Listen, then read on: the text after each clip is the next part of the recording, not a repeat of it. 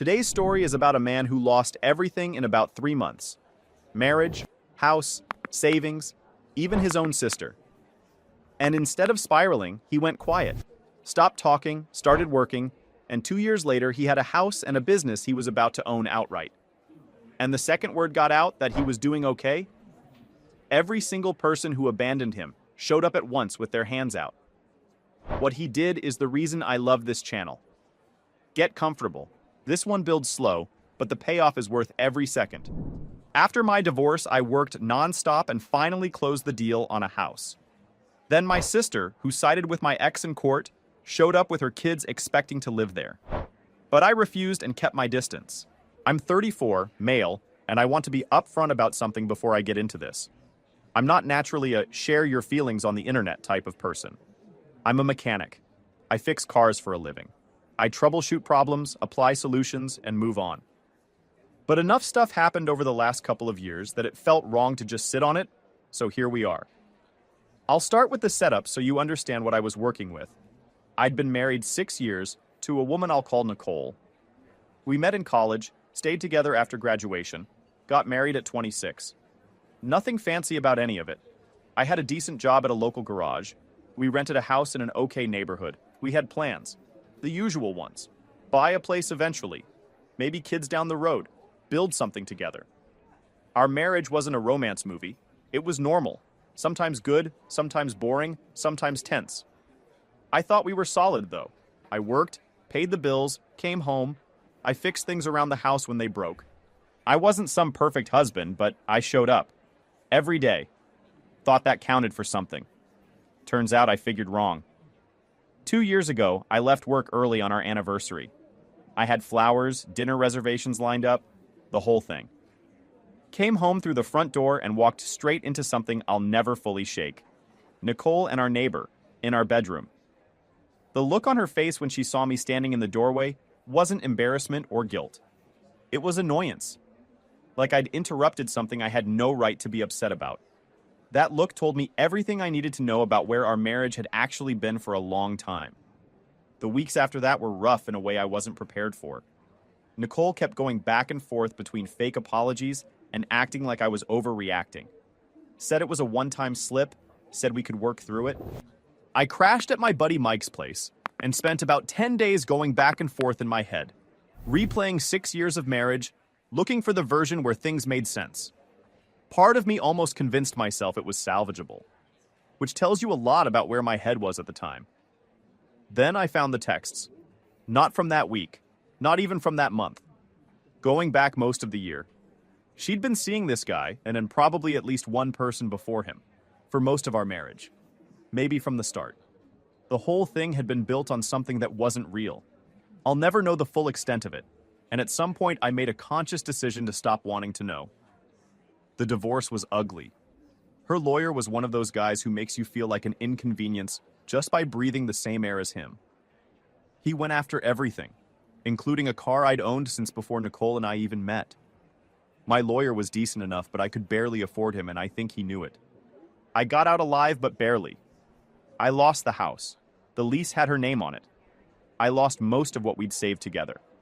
I kept my tools, my truck, and a very specific kind of quiet anger I didn't know what to do with yet, which would have been hard enough on its own.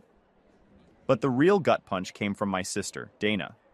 She's 29, single mom, 2 kids, a girl who was 7 at the time, and a boy who was 5. We'd been close our whole lives, or at least I thought we had. I helped raise her, basically, after our dad left when she was 12. I paid her rent twice when she lost jobs. Fixed her car more times than I can actually count. Bought school supplies for her kids when she was tight. Showed up whenever she called. I thought she'd do the same for me. She didn't. Dana chose Nicole's side from basically day one, and not because she had some principled reason for it. She did it because Nicole was buying her things. New clothes, nice dinners out, promises to introduce her to some supposedly rich friend of the neighbor Nicole had been cheating with. Dana was trading her loyalty for a shot at a man she hadn't even met yet, betting her brother for a lottery ticket. When I called her, a couple weeks after the separation, just wanting to talk to my sister, she told me I'd probably driven Nicole to it anyway. Said men never understand what women actually need. I hung up, blocked her number, sat in my truck in a gas station parking lot, and stared at nothing for 15 minutes. After that, I decided two things. I wasn't going to sit around feeling sorry for myself, and I was going to rebuild everything I'd lost until the people who wrote me off couldn't breathe without tasting it. Hold on. For the listeners, this is me, not the OP. I just need to acknowledge what Dana actually did here. She didn't just pick a side. She traded her brother, who had paid her rent, fixed her car for free for years, and bought her kids' school supplies for the promise of a rich man she'd never met, who turned out to be broke and asked her to cover dinner when they finally did meet. That is some next-level NPC loyalty. Didn't even make it to the mid-game before the quest giver betrayed her, and still had the nerve to call and tell him he probably deserved it. Anyway, let's watch this man go to work. The apartment I found was the cheapest thing in the area that didn't have an active violation notice on the door. I'm not being dramatic. It was about the size of a hotel room, except the hotel room was also the kitchen, the living room, and the hallway. I could sit on my mattress, reach the microwave, and see the bathroom door all at once without moving. The ceiling above the bathroom leaked when the upstairs neighbor showered.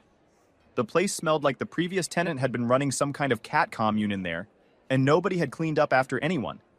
I remember sitting on that mattress the first night and doing a slow mental inventory of where I'd been 6 months earlier. Married, a house, even a rented one, a sister I trusted. Not perfectly happy, I guess, in ways I hadn't let myself admit, but stable. And now here I was, in a box apartment that smelled like cat, watching Nicole and Dana post beach selfies together and tag each other in captions about toxic people. There were some rough nights in there. Nights where I'd see a post and have to put my phone face down and just breathe. Mornings where the weight of how fast everything had collapsed would just sit on me for a good 10 minutes before I could get up. I'm not going to pretend that part wasn't real, but I didn't stay in it long. I made a routine and I stuck to it like it was the only thing keeping me upright. Because honestly, it was. Alarm at 5 a.m. Hit the gym in my building, which was a treadmill and some dumbbells shoved in what used to be a storage closet. Get to the garage by 6:30, work through the day, grab the cheapest food I could find on the way home. Then study. There was also this ancient vending machine on my floor that kept dispensing stale pretzels, even when you pressed the button for something else. I ate a lot of stale pretzels that year. It's not relevant, I just think about it sometimes.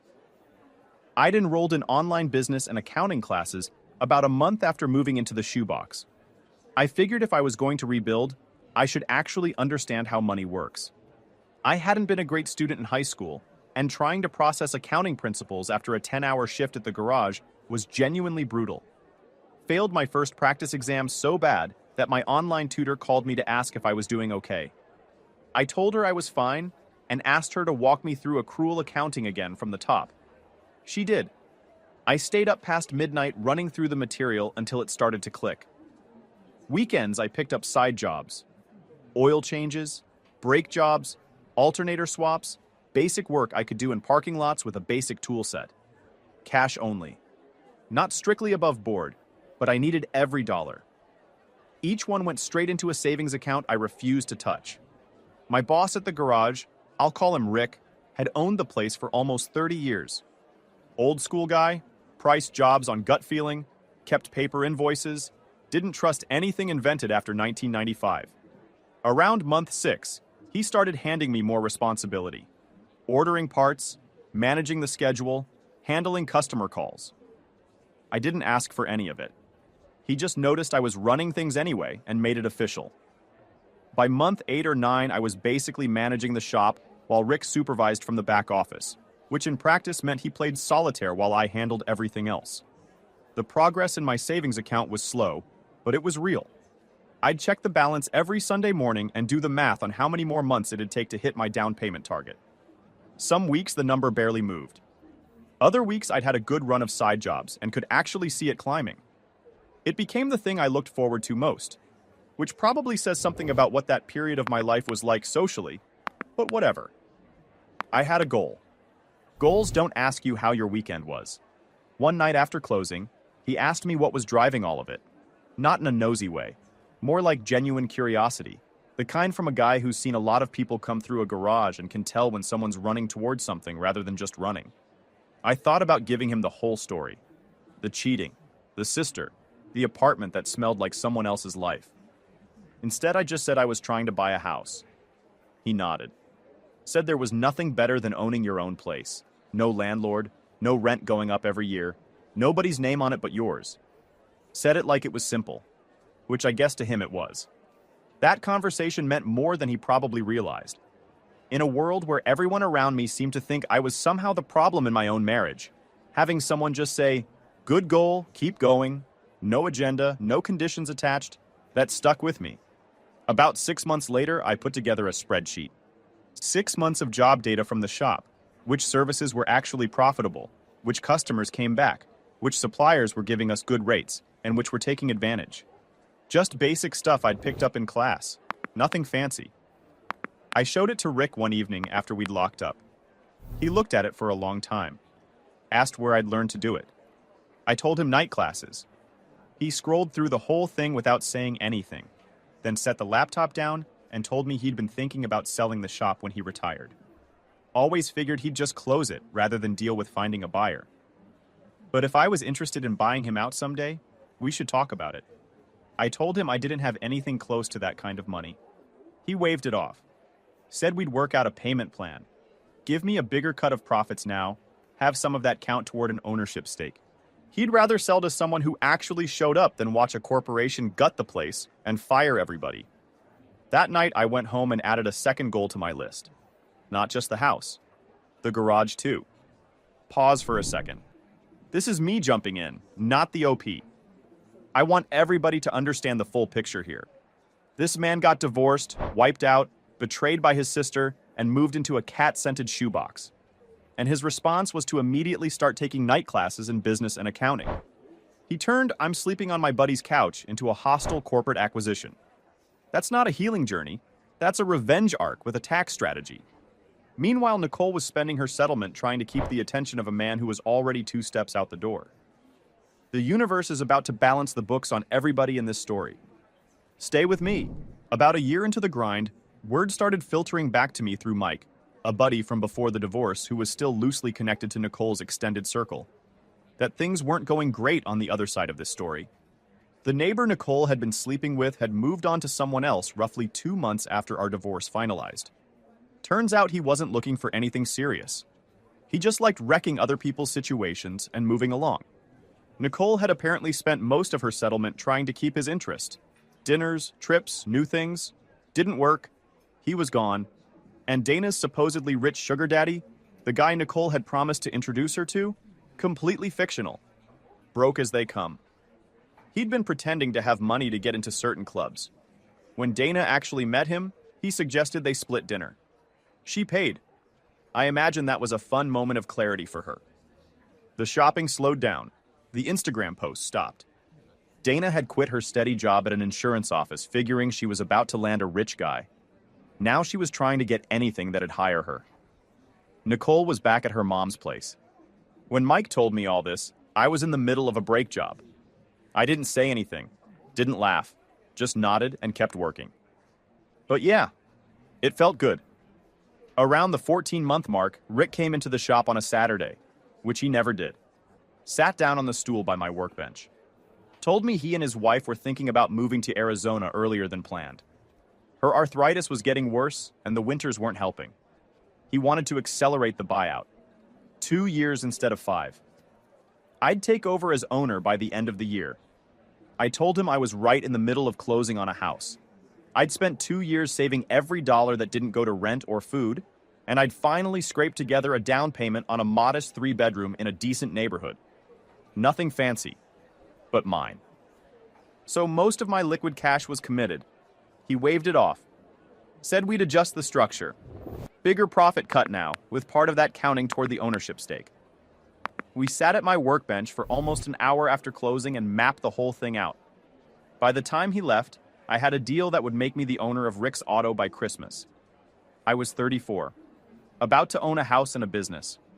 Both of them built from nothing, from a lumpy mattress in a cat-smelling shoebox. I walked to my truck that night and just sat there for a few minutes.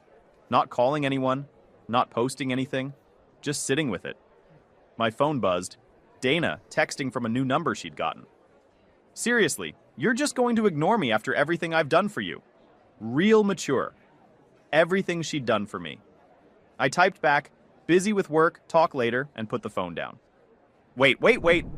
This is me, not the OP. I gotta stop on Dana's text for just a second.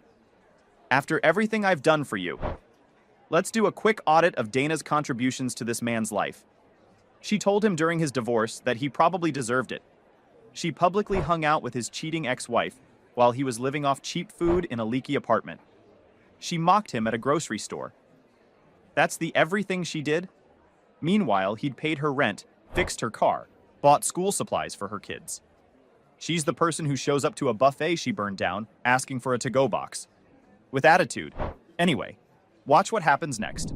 3 days before my closing date, someone knocked at my apartment door. I wasn't expecting anyone. Mike knew I was deep in packing mode and would have called first. I opened it to find Dana standing there. She looked nothing like she had the last time I'd seen her in person, loading up on expensive snacks in a grocery store while I stood there with ramen in my cart. She looked tired. Wrinkled clothes, messy hair, that specific look she always used to get before asking me for money. I'd seen it enough times over the years to recognize it from across a parking lot. She said she just missed her brother. Said family was family. Said it had been too long.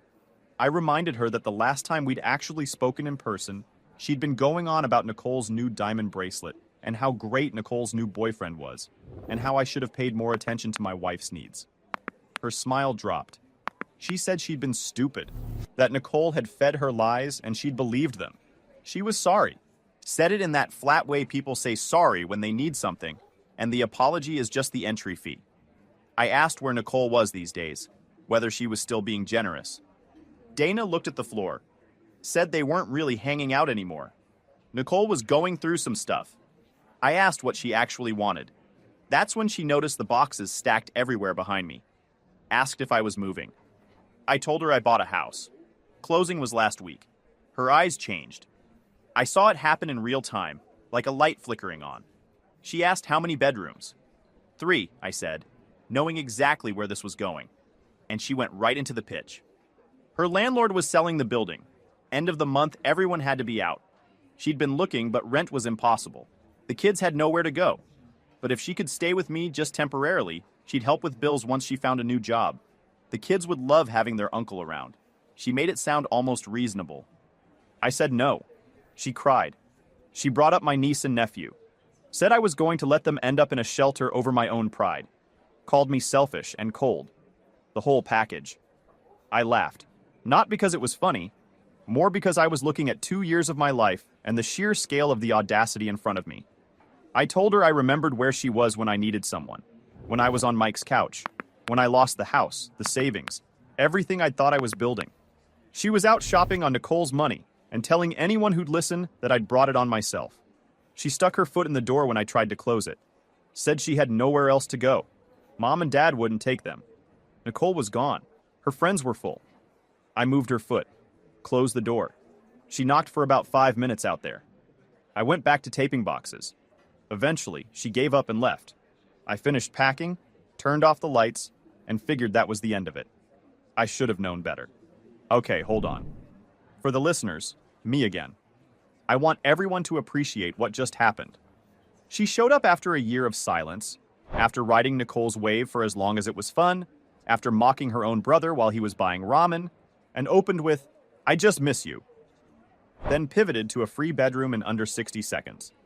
That is not a reconciliation attempt. That's a real estate pitch using family as the intro. She didn't come because she felt guilty. She came because the plan she'd bet her loyalty on fell apart, and she needed a soft landing. Our guy had the door locked before she finished the sentence. The next morning, my phone wouldn't stop going. Not just Dana, my parents too.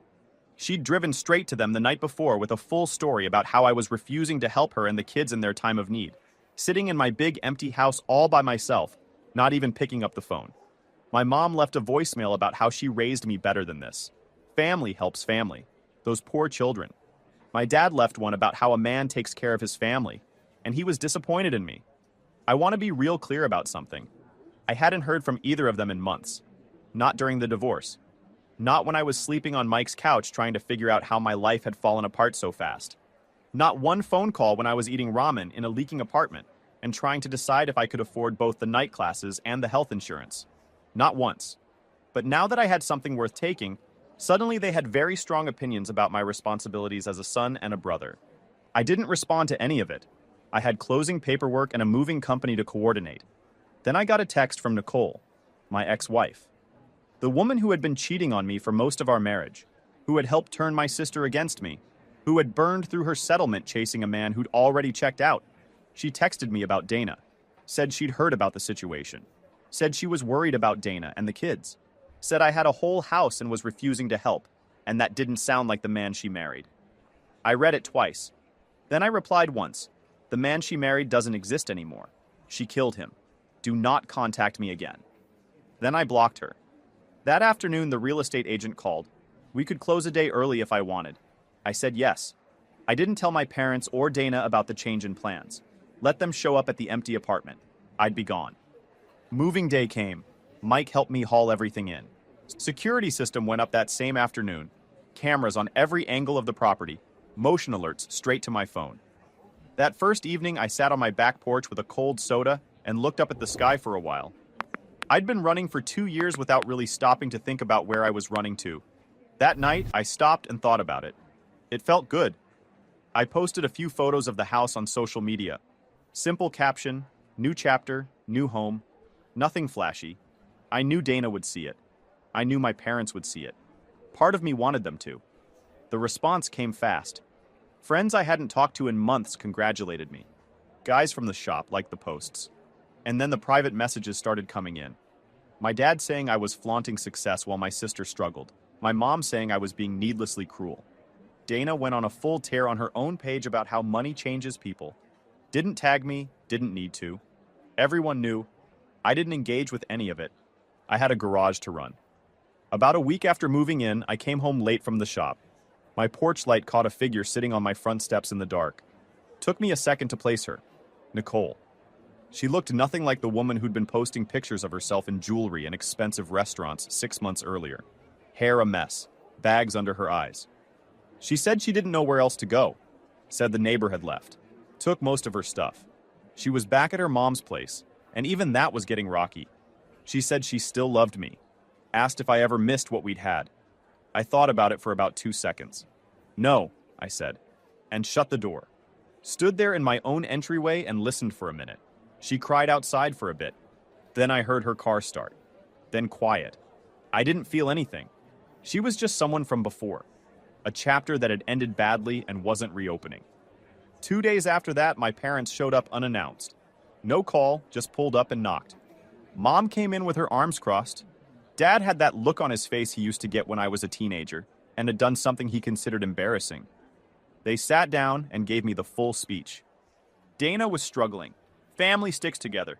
A good son would help his sister. I asked them where all this energy had been when I was the one who needed help. Mom said it was different. I was a man.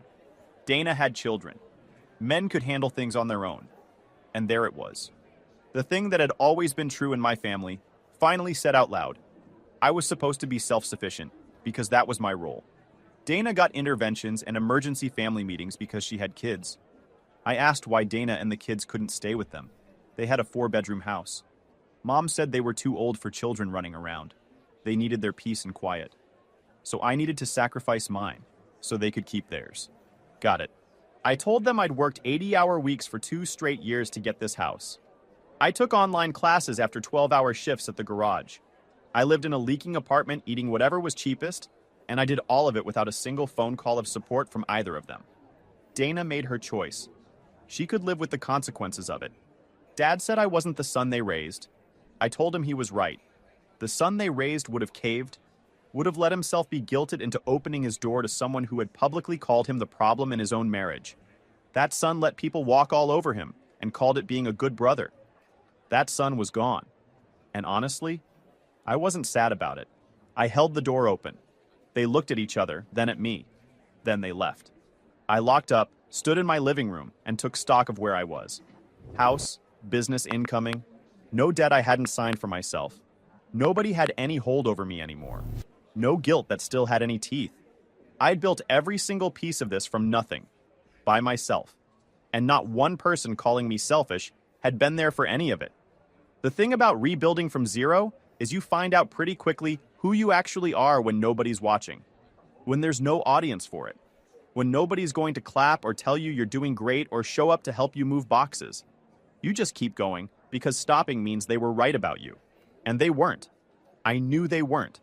I just had to keep proving it to myself until it stopped needing to be proven. That night, I made a simple dinner, sat in my own kitchen, and for the first time in 2 years, didn't have a single thing to dread the next morning. Yo, timeout. Me again. I want to talk about what just happened in that room. His parents drove to the house he bought himself, with zero help from them, to explain why he owed his sister a free bedroom. And when he asked why Dana couldn't stay with them instead, Mom said they needed peace and quiet. So, he earns the peace and quiet, does not get it. They earn nothing. Keep it. Then call him selfish. Family helps family is a great principle when the only one it ever applies to is him. At least now everybody's clear on what the rule actually is. Final update. It's been about 3 months since all of that. Things have settled into something close to quiet, which, after 2 straight years of noise, divorce proceedings, family drama, someone always needing something from me, took some actual getting used to. Turns out silence feels weird when you've been braced for the next thing for so long. But I'm adjusting. Dana ended up finding a room to rent through someone in her circle. Heard this through Mike, not from her directly. The kids are apparently doing okay, spending time with my parents during the week while Dana gets back on her feet. I'm glad about that. I genuinely love those kids, even with everything that happened with their mom. Maybe someday that relationship finds its way back to something. But if it does, it'll be on my terms and my timeline. Not because Dana manufactured a housing emergency and showed up on my porch with suitcases. My parents have gone quiet. No more messages about disappointing them. I think they finally figured out I wasn't going to fold on this one. I'd been the soft touch in my family since I was a teenager. The one who absorbs things and keeps going without saying much. I understand why they thought the same approach would work again. It didn't. I'm a different person than I was when Nicole left. Actually, I should say, I keep almost typing her real name instead of Nicole, because I've been thinking about all of this so much while writing this out. Anyway, you know what I mean. Nicole. I haven't heard from since she was on my front steps. I think that night settled something for both of us. That door isn't opening. The garage paperwork finalized about a month ago. Rick is in Arizona now. His wife is doing better in the warm weather, which I'm genuinely glad about. He was good to me when he didn't have to be. He calls every couple of weeks to check in and probably doesn't need to, but he does. The shop is running well. Business is up about 35% compared to when I first started taking on more responsibility there. I've been in early conversations with a commercial fleet contact about handling their regular maintenance starting next quarter. If that comes together the way I think it will, I might need to bring on another mechanic by spring. And the house is good. It's still a little weird to sit in my own living room and just be there. No lease, no landlord, nobody else's name on anything. I built this from a lumpy mattress in a cat-scented shoebox apartment, 2 years in a row of 80-hour weeks, and a level of quiet anger that turned out to be pretty useful as fuel.